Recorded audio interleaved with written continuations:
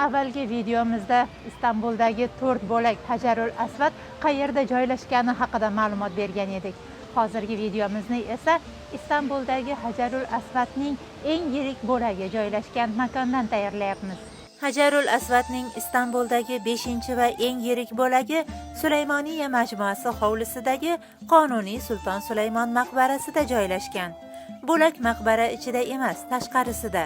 Uning o'lchami 5 sm atrofida bo'lib, kirish eshigi yuqorisidagi panjarali deraza ustida joylashgan. Hajarul Asvad bu yerga qanday kelib qoldi? Manbalarda Hajarul Asvadning bo'laklari Istanbulga Qonuniy Sulton Sulaymon davrida hajdan qaytgan, Makkada xizmat qilgan elchilar orqali olib kelingani yoziladi.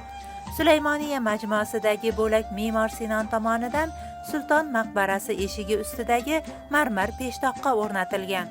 Hajarul Asvadning Istanbuldagi bo'laklari Usmonlilarning e'tiqodi, Ka'baga bo'lgan muhabbati ramzidir.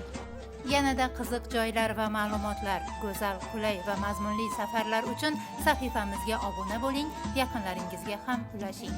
Biz bilan Turkiyani yangidan kashf etasiz. Istanbulda bo'lsangiz, erkin va xotirjam aylanishingiz uchun sizga kimlik kerak bo'ladi. Kimligingiz bo'lmasa, uni Smart Edu yordamida olishingiz mumkin. Murojaat uchun telefon raqami izohda.